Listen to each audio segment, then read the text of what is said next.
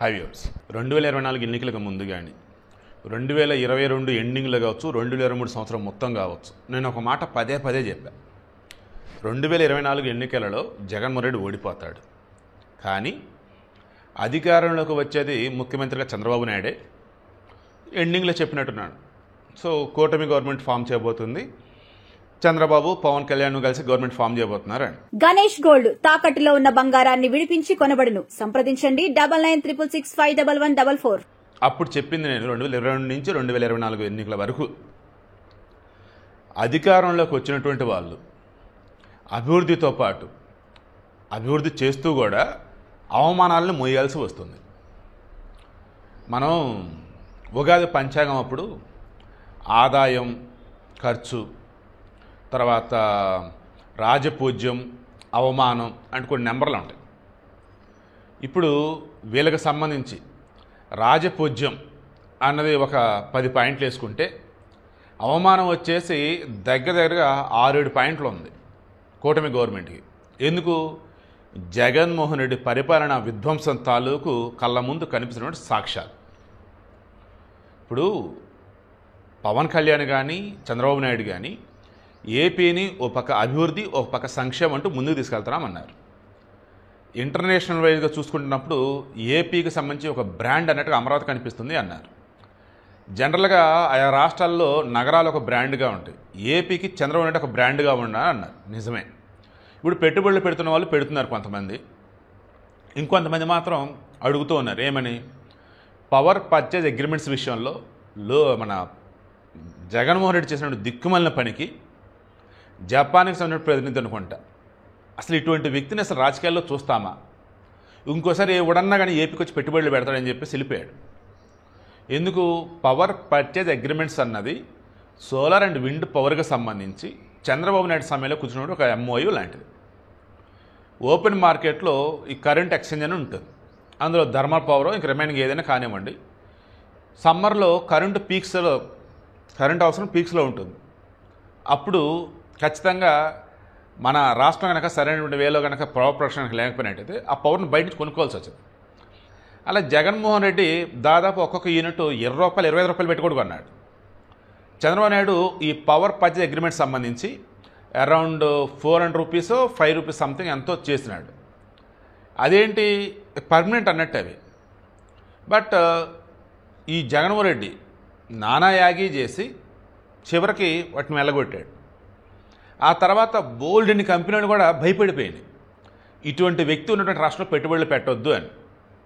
ఆ తర్వాత చంద్రబాబు నాయుడుకి సంబంధించి కూటమి గవర్నమెంట్ ఫామ్ అయ్యాక క్లారిటీ ఇచ్చేశారు. ఒక్క ఛాన్స్ అంటే ఇచ్చారు. ఇక జీవితంలో మరలా జగన్మోహన్ రెడ్డి నమ్మరు, ఓటు వేయరు. ఇటువంటి వాడు మరలా వైసీపీలు ఏమన్నారు? ఏం ఓటేరు? 39% మాకు ఓటేశారు, 40% మంది మమ్మల్ని ఇంకా నమ్ముతున్నారు అంటూ హడావుడి చేస్తున్నారు. దాన్ని మన పట్టభద్రుల ఎమ్మెల్సీలో వచ్చేసి ఏకంగా 69%, 70% పైగా కూటమి వాళ్ళకే పడ్డున్నాయి. అంటే జనానికి సంబంధించి ఏంటి? వైసీపీ మీద ఒకవేళ వారికి కనుక ఏదైనా నమ్మకం కనుక ఉంటే గతంలో అది తగ్గిపోతుంది. ఏ రకంగా? అసలు వీళ్ళు పాలించడానికి అనర్హులు, అసలు రాజకీయాల్లో ఉండకూడదని. ఇదే విషయాన్ని చంద్రబాబు నాయుడు కానీ, లోకేష్ కానీ, పవన్ కళ్యాణ్ కానీ, బీజేపీలు కానీ పెట్టుబడులు పెట్టేవాళ్ళకి ఎక్స్ప్లెయిన్ చేసి పెట్టుబడులు తీసుకొస్తున్నారు. ఇక్కడి వరకు ఓకే.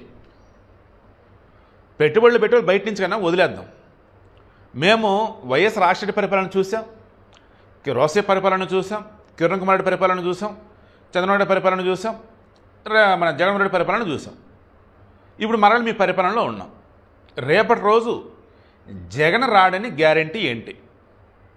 ఇప్పుడు ఇండస్ట్రియలిస్ట్కి, వెంచర్ క్యాపిటలిస్టులకి, ఇంక పెట్టుబడులు పెట్టే వాళ్ళకి మీరు ఏదో చెప్పారు, ఓకేనయ్యా. మేము ఈ రాష్ట్రంలో ఓటర్లుగా ఉన్నాం, మేము ఈ రాష్ట్ర ప్రజల ఒక భాగం, కూలీ నాలు ఇచ్చేసుకుని బతికే వాళ్ళం, ఏదో ఒక 4-5 ఎకరాల పొలం పండించుకుని బతుకుతూ ఉన్నాం. ఇప్పుడు మీరు అమరావతి ఎక్స్టెన్షన్ అంటూ, అంతర్జాతీయ విమానాశ్రయం కట్టాలంటూ, స్మార్ట్ సిటీ అంటూ, ఆ తర్వాత ఇంక మరికొన్ని ఏదో పేరు చెప్పేసి కొత్తగా ఒక 40 ఎకరాలు గ్యాదర్ చేయబోతూ ఉన్నారు.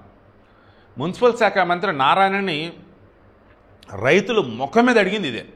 అయ్యా నారాయణ గారు, ఇప్పుడు ఏదైతే క్యాపిటల్ అమరావతి ఉందో అక్కడ భూములు ఇచ్చింది ఎంతమంది అండి? దగ్గరగా 23,000 మంది, 28,000 మంది రైతులు మొత్తం 35,000 ఎకరాలు దాదాపు గ్యాదర్ చేశారు. 2019 నుంచి 2024 వరకు వాళ్ళు పడ్డటువంటి బాధలు ఎన్నో మీరే చెప్పండి. చంద్రబాబు నాయుడు నమ్మి భూములు ఇచ్చారు. చంద్రబాబు నాయుడు రాష్ట్ర ముఖ్యమంత్రి కదా, తర్వాత ఎవరు వచ్చినా సరే యాసిడ్గా అభివృద్ధి కంటిన్యూ అయింది కదా అన్నారు. కానీ జగన్మోహన్ రెడ్డి రావటం వల్ల ఏమైంది? ఎక్కడెక్కడ విధ్వంసం చేశాడు. అది అమరావతి కాదు కమరావతి అన్నాడు, అది అమరావతి కాదు శ్మశాన వాటిక అన్నాడు.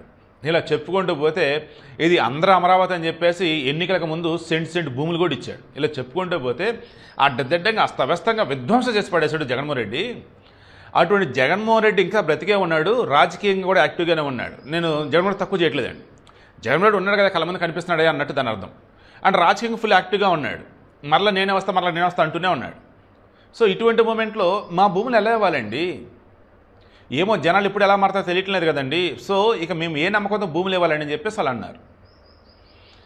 అప్పుడు క్షమించాలి, అప్పుడు ఇక నారాయణ ఏమంటున్నాడంటే, అయ్యా మీరు భూ సమీకరణ అంటే ల్యాండ్ పూలింగ్ కింద ఇస్తే ఓకే, అదర్వైజ్ భూసేకరణ, మన భారతదేశంలో భూసేకరణ చట్టం అంటే ఒకటి ఉంది. దాని ప్రకారం ఏంటంటే అవతల వాళ్ళు కనుక ఇష్టం లేదు అంటే నువ్వు ప్రభుత్వ పరంగా దాన్ని యాక్టివిటీ చేస్తున్నప్పుడు దాన్ని చూపించి యాజ్ పర్ కోర్ట్ అండ్ భూసేకరణ చట్ట ప్రకారం వాళ్ళకి మార్కెట్లో ఎంత అవుతుందో పరిహారం దానికి 3 5 సమయంతో ఇవ్వాలి. వ్యవసాయ భూమి అయితే ఎంత, మాగనైతే ఎంత, మెట్ట అయితే ఎంత, రోడ్డు పక్కన అయితే ఎంత, డొమెస్టిక్ ల్యాండ్ అయితే ఎంత, ఇలా ఆ పరిహారాన్ని బేస్ చేసుకుని ఇవ్వాలన్నమాట. సో ఇలా గనక మేము గనక ఇస్తామంటే కోర్టులో కూడా అడ్డు చెప్పు, దానికి మీరు ఇవ్వాల్సి ఉంటుంది అని చెప్పేసి నారాయణ ఇండైరెక్ట్గా ఏం చెప్పాడు? భూ సమీకరణ కింద ఇచ్చినట్టయితే అమరావతిలో ఉన్న రైతులకు ఎలాగైతే డెవలప్ చేసిన ల్యాండ్స్ ఇప్పుడు ఇవ్వబోతూ ఉన్నామో మీకు కూడా త్వరలో అలాగే ఇస్తామన్నట్టుగా చెప్పారు. అలా కాని పక్షంలో భూసేకరణ చట్టం కింద ప్రభుత్వ పరిహారం నుంచి మీకు తీసుకోవాల్సి ఉంటుంది అన్నాడు. అప్పుడు మరలా కొంతమంది క్వశ్చన్స్ రైజ్ చేశారు. సరే 2020లోన భూములు ఇచ్చింది, ఇది ఎంత 2025 2020 కాదు సారీ 2015లో కదా భూములు ఇచ్చింది, ఇది 2025 అంటే 10 సంవత్సరాలు. ఈ 10 సంవత్సరాలలో నారాయణ గారు అమరావతి రైతులు వాళ్ళు భూములు ఇవ్వడం ద్వారా వారు పొందిన లబ్ధి ఏంటి? మీరు డెవలప్ చేసిన ల్యాండ్స్ ఏదో రైతులకు ఇచ్చాన్నారు కదా, దానివల్ల వాళ్ళకి ఒరిగింది ఏంటి? అంతెందుకండి, కూటమి గవర్నమెంట్ వచ్చి 10 నెలలు 11 నెలలు అవుతుంది. అమరావతిలో డెవలప్మెంట్ యాక్టివిటీస్ ఎలా ఉన్నాయి? సో ఫస్ట్ అమరావతిలో ఫేజ్ 1 కింద కంప్లీట్ చేయండి అండ్ కేంద్రం ద్వారా కూడా ఇదే రాజధాని అని చెప్పేసి కన్ఫర్మ్ చేయించండి. ఇక దీన్ని ఎవరు మార్చలేని చెప్పేసి ఒక క్లారిటీ ఇప్పించండి, బిల్ పాస్ చేయండి. అప్పుడు మేము ల్యాండ్స్ ఇవ్వడానికి రెడీగా ఉన్నాం. ఇప్పుడే కనుక ల్యాండ్స్ కనుక ఇచ్చేటట్టయితే రైతులు మేము భూమిని నమ్ముకుని బతుకుతూ ఉన్నాం. ఇటువంటి మేము ఎలా అసలు ఇంకా భూములు ఇవ్వాలి? ఇచ్చేది లేదని చెప్పేసి ఖరాఖండగా చెప్పేస్తున్నాం. పవన్ కళ్యాణ్ మీద నమ్మకం లేదు, చంద్రబాబు మీద నమ్మకం లేదు, నమ్మకం ఎవరి మీద? జగన్ మీద. ఏ నమ్మకం? వస్తే విధ్వంసం చేస్తాడు అని. మీకు క్లారిటీ ఉందా? అలాంటి పాస్ అవుతాడు ఖచ్చితంగా. ఈ నమ్మకం వచ్చి పాజిటివ్. వాడు నాశనం చేస్తాడరా, ఇది కూడా నమ్మకం, వాడు నాశనం చేసి తీరతాడు. ఇది నెగిటివ్ నమ్మకం. బట్ నిజమే, జగన్మోహన్ రెడ్డి అంటేనే విధ్వంసం, జగన్మోహన్ రెడ్డి అంటే వినాశనం. అందుకే భయపడతా ఉన్నారు. సో వైసీపీని నామరూపం లేకుండా చేయాలనేటువంటి తాపత్రయంతోనే లోకేష్ కానీ, చంద్రబాబు కానీ, పవన్ కళ్యాణ్ కానీ, బీజేపీలు కానీ వైసీపీ నుంచి ఎవరొచ్చి జాయిన్ అవుతామన్నా వాళ్ళ ట్రాక్ రైడ్ ఎంత వరస్ట్గా ఉన్నా జాయిన్ చేసుకుంటానే ఉన్నారు. ఎందుకంటే ఆ వైసీపీని ఒంటరి చేద్దామని. బట్ వాళ్ళు జాయిన్ చేసుకుంటున్న వారిలో ఎంతమంది గూఢచారులు ఉన్నారో, ఎంతమంది జగన్ పంపినటువంటి వాళ్ళు ఉన్నారో వాళ్ళకే తెలియాలి. బట్ ఓవరాల్గా ఏంటి వీడియోకి ఇంటెన్షన్? ఇప్పటికీ ఆంధ్రప్రదేశ్ ఉన్న ప్రజానీకం అభివృద్ధి అంటే ఓకే, ఆ అభివృద్ధి కోసం మా భూములు ఇవ్వాలంటే మాత్రం not okay. Because Jaganmohan Reddy ఇంకా రాజకీయంగా యాక్టివ్గా ఉన్నాడు. అతను రాడని మీరు గ్యారంటీ ఇవ్వగలరా? అతను మరలా ఏపీ ప్రజలు గెలిపించడానికి నమ్మకం ఏంటి? నమ్మకం లేదు సార్, మేము ఇవ్వలేము సార్ అంటూ ఉన్నారు భూములు.